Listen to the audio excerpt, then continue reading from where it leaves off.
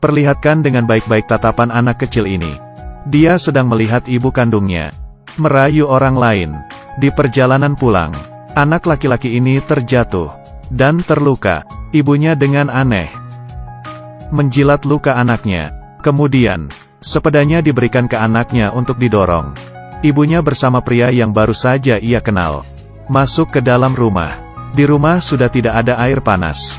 Ia menyuruh anaknya untuk pergi meminjam. Anaknya tidak setuju. Kemudian,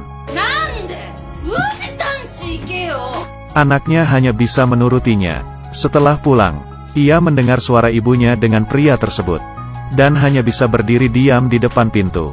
Tidak berani untuk masuk ke dalam. Keesokannya, ibunya masuk ke dalam mobil.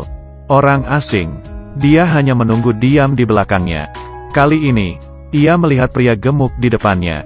Merasa sangat jijik, ia pun membalikkan badan lalu pergi. Di malam hari, Xiao Qiu di rumah, memakan mie instan. Sangat renyah dan enak. Bagaimana anak yang begitu kecil memiliki ibu seperti ini?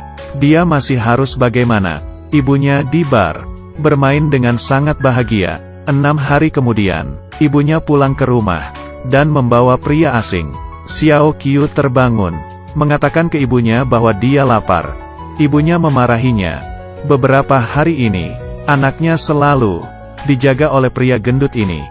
Bila tidak ada dia, Xiao Qiu mungkin sudah akan mati kelaparan. Tapi ibunya tidak berpikir seperti itu. Ia merasa anaknya kelaparan adalah karena kesalahan pria tersebut. Bahkan pacar barunya memeras kekayaannya. Anaknya dipaksa diam di sampingnya. Lalu ia menunduk tanda setuju. Pacar barunya berdiri, lalu membuat ribut di restoran. Ketiganya pun datang ke rumah si pria gendut. Tapi dia benar-benar tidak bisa mengeluarkan begitu banyak uang. Pria gendut memanggil pacar wanita itu datang. Lalu ia masuk ke dalam kamar. Tiba-tiba terdengar suatu suara. Si Huizi masuk ke dalam dan melerai si pria gendut. Ada pisau buah yang tertusuk di perutnya. Keduanya pun terkejut. Mereka menaiki kereta, kabur dari rumah, bersembunyi di tempat yang jauh. 2 bulan kemudian, Huizi mendapatkan kabar. Pihak keluarga tidak ada yang melapornya, dan mengira pria gendut itu bunuh diri. Keduanya pun senang, tapi setelah kembali mereka harus melewati kehidupan seperti apa. Aban di tengah malam, memasuki toko di sekitarnya, dan mencuri uang. Xiao Qiu di sana juga mengikuti kedua orang kabur. Biaya keluar yang tinggi selama 10 hari membuat sekeluarga menjadi tidak punya uang lagi. Huizi menyuruh anaknya untuk menemui ayahnya meminta uang. Huizi melihatnya diam-diam dari sebelah. Melihat dia yang kasihan, ayahnya pun hanya bisa memberinya, karena uang yang diinginkan anaknya sedikit. Hal itu membuatnya marah lagi. Sama saja seperti ayahmu yang tidak berguna. Kemudian ia ke rumah bibinya untuk minta uang. Bibi berkata, uang beberapa bulan yang lalu, hingga saat ini masih belum dikembalikan. Ia langsung mendorongnya keluar, dan menutup pintu. Xiao Qiu yang kembali, menghampiri ibunya. Huizi berkata, kamu tidak nangis ya? Dan di saat yang bersamaan, sang bibi melihat semua hal itu. Ia langsung menamparkan Huizi, dan mengeluarkan uang, melemparnya ke tanah sambil berkata, kamu tidak berhak menjadi seorang ibu. Huizi menundukkan badannya, dan mengambil uang yang terlempar ke tanah. Xiao Qiu yang melihat ibunya seperti ini, dia memilih untuk diam saja. Huizi berkata, dirinya sekarang hamil lagi. Xiao Qiu kasihan melihat ibunya. Ia pun ikut jongkok, dan membantu ibunya memungut uang. Di sore itu, Huizi membawa anaknya ke tempat perjudian. Hingga kala semua barulah kembali pulang ke rumah.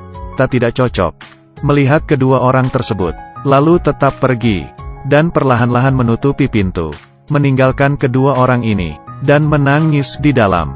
Keesokan harinya, Huizi menyuruh anaknya datang ke rumah kakek nenek untuk minta uang. Ibu Huizi menangis. Ayahnya mengeluarkan semua uang yang ada di dompetnya, dan ingin memberikan kepada anaknya. Di bawah penderitaan nenek, Xiao Qiu akhirnya pergi, kemudian pulang dan berkata ke ibunya, cara ini tidak berguna. Huizi dengan muka tidak senang. Ia membawa anaknya pergi. Sebelum pergi ia berkata, kenapa kedua orang tua itu masih saja belum mati? 5 tahun kemudian, Xiao Qiu tumbuh besar. Huizi juga berhasil melahirkan anaknya. Mereka tiap hari memiliki hidup yang naik turun. Perkembangan masa itu, organisasi pelindung anak menemui keluarga mereka. Setelah mengecek kesehatan tubuh, Huizi bersikeras ingin membawa pergi anaknya, tapi organisasi tidak membiarkannya. Dia mulai mencari ribut, dengan segala cara ingin keluar dari sana. Tapi pada akhirnya tetap tidak bisa membawa anaknya pergi. Di bawah bimbingan guru, Huizi yang melihat lingkungan di sana, berpikir ini lumayan, dan akhirnya menyetujuinya, untuk sementara bisa hidup di sini. Xiao Qiu mulai masuk sekolah. Huizi juga mulai mencari beberapa lowongan pekerjaan. 2 bulan kemudian, suatu hari pintu kamar mereka digedor, dan seorang pria masuk ke dalam. Ia adalah pacar ibunya yang menghilang 6 tahun yang lalu. Xiao Qiu yang melihatnya, langsung panik. Pria ini berpenampilan seperti orang yang tidak benar. Dan melihat gadis di depannya, ia mengetahui, gadis itu adalah anaknya. Kemudian menyuruhnya keluar untuk membeli makan. 10 menit kemudian, Huizi yang pulang kerja tiba di rumah.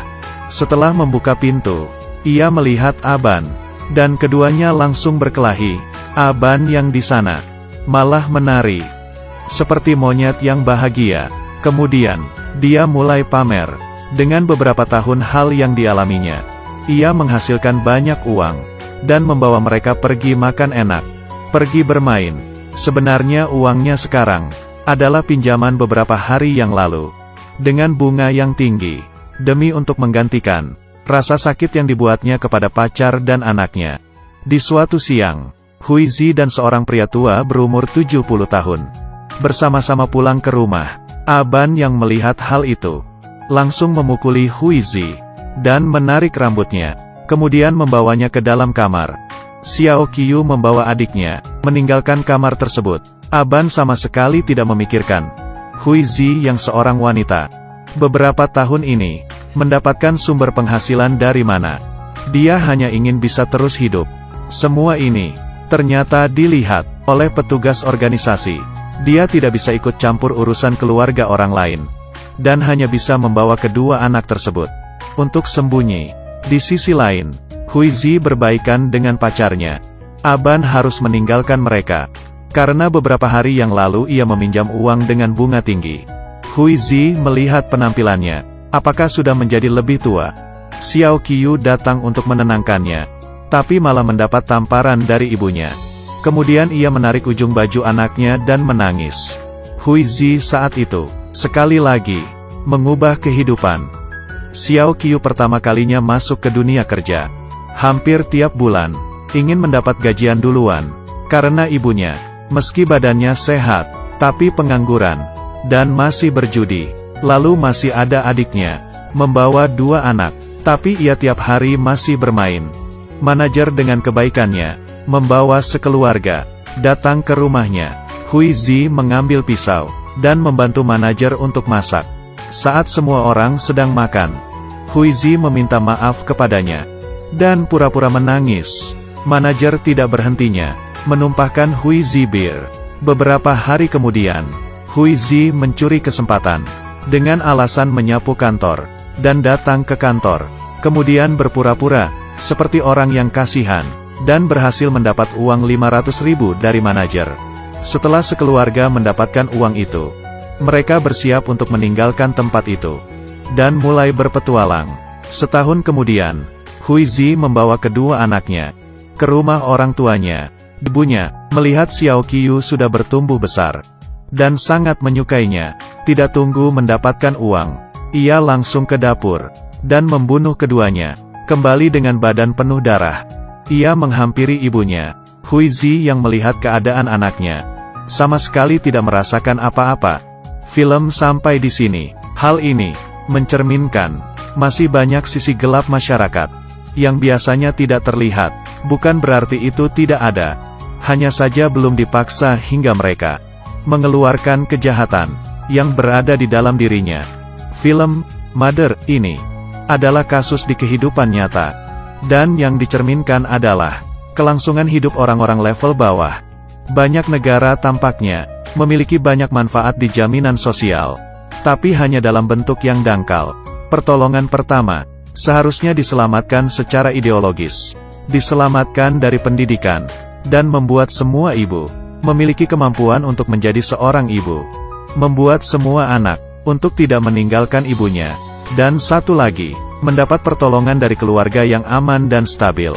Ibu seperti ini tidak mati. Adalah bagian dari film yang sangat dikecewakan.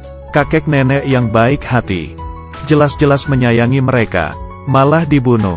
Meski aku tidak mengerti, hingga akhir kenapa harus membunuh kakek neneknya. Tapi pikiranku mengatakan, sepertinya aku sudah tahu, tapi aku tidak mengerti. Aku adalah Da Chong Ming. Film selanjutnya akan lebih menarik.